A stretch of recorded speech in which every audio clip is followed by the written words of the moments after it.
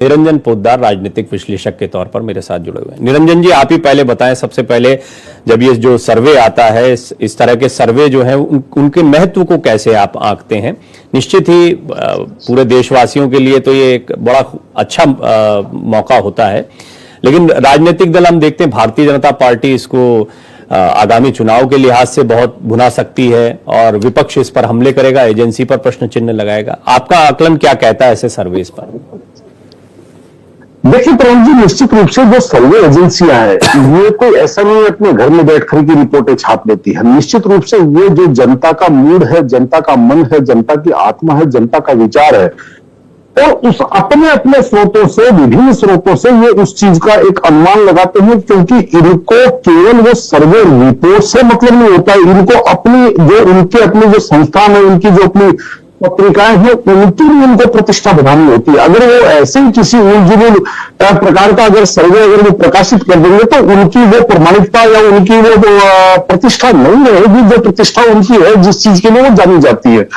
तो इसलिए आप बिल्कुल मान के चलिए कि जिस भी सर्वे एजेंसी ने सर्वे किया है, निश्चित रूप से उसने अपना उसके अंदर सर्वस्व डाला होगा। अब रही बात यहाँ पे, देखिए भारत वंशी होने के नाते या यूं कहें कि भारत के प्रधानमंत्री जी का जब इस तरीके से होता तो निश्चित रूप से देखिए कोई भी भारतवासी वो अगर कोई किसी प्रकार की उसकी वो बायस रही है या मान लीजिए उसकी कोई अगर कोई व्यक्तिगत अगर कोई किसी प्रकार की कोई उसकी अगर कोई वो वैमनस्य नहीं हो तो निश्चित रूप से उसका सीना और उसका मन और उसका मस्तिष्क कहीं ना कहीं गर्व से ऊंचा होता है। इसमें कोई दो राय नहीं है। इसके अंदर आप भी शामिल हैं, इसके अंदर मैं भी शामिल हूं, और इसके अंदर मेरे हिसाब से भारत के 139 करोड़ लोग इसके अंदर शामिल हैं। रही बात, हमारे यहां कहा जाता है कि जो कर्तव्य है वो दिखतम है, यानी कि जब आप ग्राउंड पे खेलते हैं तो निश्चित रूप से आप ये मान के चलिए वो चीज दिखती है जब आप परफॉर्म करते हैं।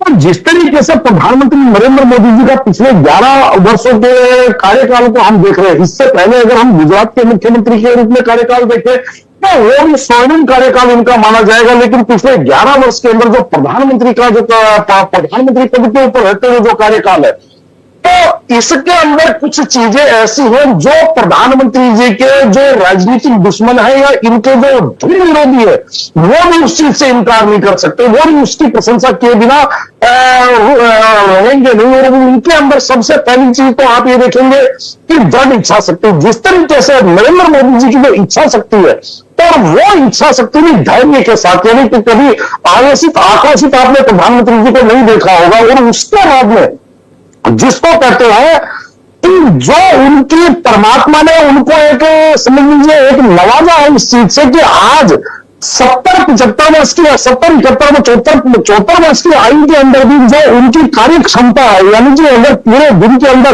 इच्छा शक्ति और ऊर्जा दो महत्वपूर्ण बिंदु आपने बताए। मैं और थोड़ा इसका विश्लेषण आपसे जानूंगा निरंजन जी, मैं और थोड़ा विश्लेषण आपसे लूंगा। मैं अपना हाथ 2-3 बार निरंजन जी रेज कर चुके हैं तो उनकी बात सुन लेते हैं, बोलिए। देखिए प्रवीण जी, हमारे यहाँ देहाती में एक कहावत है कि जिसको खड़ा नहीं दिखता उसको पड़ा क्या दिखेगा। अब मैं ये बात इसलिए कह रहा हूं, क्या इस देश ने ये नहीं देखा है कि हुर्रियत कॉन्फ्रेंस जिसके ऊपर भारत सरकार 550 करोड़ रुपए सालाना खर्च करती थी, वो हुर्रियत कॉन्फ्रेंस आकर के जहां से देश चलता है, जहां राष्ट्रपति भवन है, जहां संसद है, जहां पे सचिवालय है, उसके 2 किलोमीटर के दायरे में बैठ करके देश को धमका के जाया करते थे। क्या ये देखा नहीं है भारत में? क्या भारत के जो सेनाध्यक्ष है उन्होंने क्या 2013 के अंदर सरकार को इस चीज के लिए नहीं चुकाया था कि हमारे पास केवल 3.5 दिन का असला बारूद है, हमारी सेना को 3.5 लाख रक्षा जैकेट यानी कि बुलेट प्रूफ जैकेट की आवश्यकता है? इसके लिए भी फाइल 1.5 साल लगती रही और फिर भी बुलेट प्रूफ जैकेट नहीं मिली। क्या ये इस देश ने नहीं देखा है? क्या इस देश ने ये नहीं देखा है कि देश जो 12वीं अर्थव्यवस्था थी वो देश आज 4थी अर्थव्यवस्था है, आज पूरा विश्व हो रही बात कूटनीति की।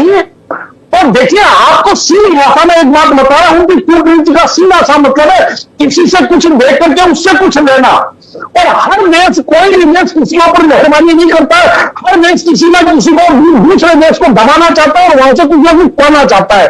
और ये अलग बात है कि आप अपना हाथी लेकर के उसका वजीर लेते हैं या उसका वजीर लेकर के अपना वजीर लेकर के उससे उसका घोड़ा लेते हैं, ये आपकी नीति है। और जब आप और होते हैं, ठीक निरंजन जी, और नीति में क्या होता है, समय सीमित रहेगा। निरंजन जी, अभिषेक जी देखिए, जिस तरीके से ये दिखा रहे थे कि बलात्कार में ये है, फलाने में ये है, मुझे एक बात बताइए, बलात्कार अगर पश्चिम बंगाल में होंगे तो पश्चिम बंगाल सरकार ठीक है, लेकिन उनका पॉइंट ये था कि उनका पॉइंट ओवरऑल ये था कि पॉजिटिव रिपोर्ट्स को ले लेते हैं तो क्या नेगेटिव रिपोर्ट को भी माना जाएगा।